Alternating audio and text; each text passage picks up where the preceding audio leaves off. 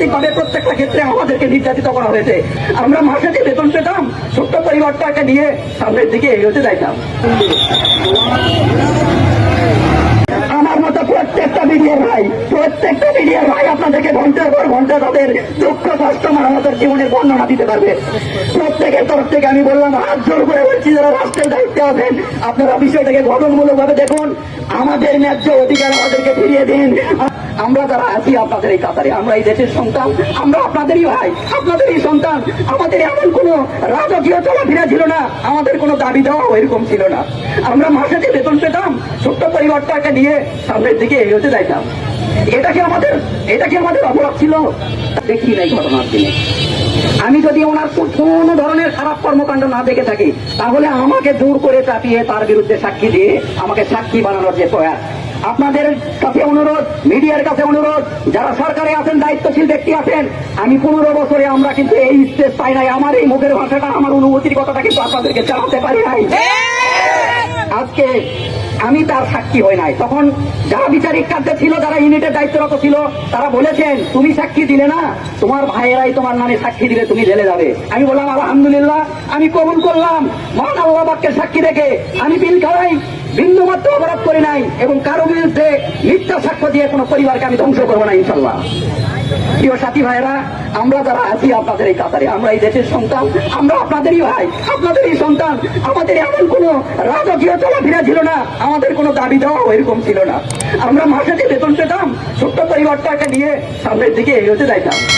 এটা কি আমাদের অপরাধ ছিল? তাহলে কেন নির্দোষ বিটিআরদের? আমার কথা, আমার সকল ভাইদের প্রতি আবেদন, যারা অপরাধ করেছে, যারা এই ঘটনার কুশীলব, তাদেরকে আইনের আওতায় পুনর্তদন্তের মাধ্যমে নিয়ে আসতে হবে। নির্দোষ যারা, তাদেরকে চাকরিতে পুনর্বহাল করতে হবে। বিরুদ্ধে আমি সাক্ষ্য দেই নাই। ওনার মেয়ে তখন মেডিকেল পড়ুয়া ছাত্রী, উনি আমার কাছে চিঠি লিখেছে যে আপনি কাকু, আমার আব্বুর যদি কোনো কিছু খারাপ কিছু দেখে থাকেন আপনি সাক্ষী দিবেন, মিথ্যা সাক্ষী যেন আপনি দেন না। আমরা আপনার জন্য দোয়া করবো আল্লাহর কাছে। আমরা সেই দোয়ার প্রত্যাশায় আজকে আপনাদের সামনে দাঁড়িয়েছি, এই দোয়ার বদৌলতে ধরে এসেছি।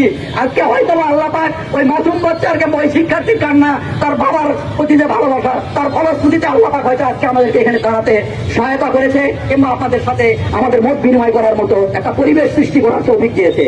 আমি সর্বোপরি বলবো, আমরা নির্দোষ ছিলাম, আমরা মিথ্যা সাক্ষ্য দেই নাই, বিদায় মানবতার জীবনযাপন করতে আছি। প্রত্যেকটা ক্ষেত্রে, সমাজের রাজনৈতিক ভাবে প্রত্যেকটা ক্ষেত্রে আমাদেরকে নির্যাতিত করা হয়েছে।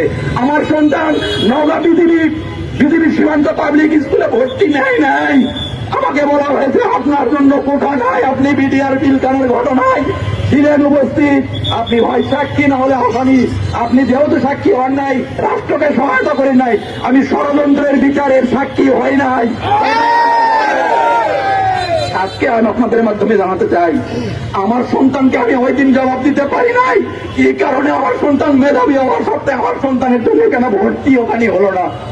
পরে একজন শিক্ষক, সেই স্কুলের একজন শিক্ষক, সে আমাকে তার কাগজপত্র থেকে, তার ফলাফল থেকে, জিপিএ 5+5 এর রেজাল্ট থেকে পরবর্তীতে তিনি সুপারিশ করে ভর্তি করিয়েছেন। এবং আমার সন্তান পরবর্তীতে এইবার এসএসসি পাস করে সে জিপিএ 5 এবং তার যে গ্রুপ ছিল, যে শাখা ছিল, সেই শাখার প্রথম স্থান অর্জনকারী ছাত্র আমার সন্তান। কিন্তু আমার জবাব দেওয়ার তার মতো কিছু ছিল না। তাকে আমি কি বলে সান্ত্বনা দিতে পারি আপনারাই বলুন। আমার কি দোষ ছিল? মিথ্যা সাক্ষী দিলাম না, কেন আমি অপরাধ করলাম না? এটাই যদি অপরাধ হয়, তাহলে রাজপথে দাঁড়িয়ে আপনাদেরকে একটাই অনুরোধ করব, আমি তো আপনাদের কাছে অন্য কিছু চাচ্ছি না। যারা রাষ্ট্রের দায়িত্বে আছেন তারা একটু দেখুন, আমরা কোনো অসহযোগ কিংবা অপ্রীতিকর ঘটনার সাথে জড়িত নয়। আমরা দীর্ঘ 15 বছর যাবৎ এখন একজন মিডিয়ার সদস্য, কোন ধরনের রাষ্ট্রদ্রোহী কাজের সাথে আমরা জড়িত নই। কেন আজকে আমাদের এই পরিণতি? তাদের স্বার্থে, তাদের জন্য, তাদের ক্ষমতাকে কুক্ষিগত করার জন্য এই ষড়যন্ত্র, এই নীল নকশা, আর যার শিকারে বাংলা মায়ের শত শত হাজার হাজার বিডিআর সদস্য। ঘটনা পরবর্তী 54 জন বিডিআর সদস্য, তাদেরকে নির্যাতনের মাধ্যমে হত্যা করা হয়েছে। এই রাষ্ট্রযন্ত্রের সাথে সম্পৃক্ত, এই কুশীলবদের নীল নকশার বিচারের সাথে সম্পৃক্ত, তাদেরকে তদন্তের মাধ্যমে বের করুক, আইনানুগ ব্যবস্থা গ্রহণ করুক।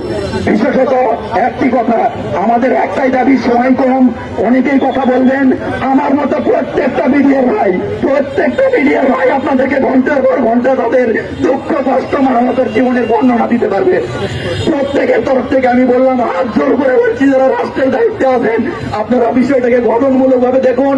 আমাদের ন্যায্য অধিকার আমাদেরকে ফিরিয়ে দিন, আমার সন্তানের কাছে দাঁড়ানোর যোগ্যতা দিন, আমার মাকে আমার দিকে তাকানোর আর একবার অধিকার ফিরিয়ে দিন, আমার হারানো সম্মান, আমার পরিবারের সম্মানটুকু ফিরিয়ে দিন।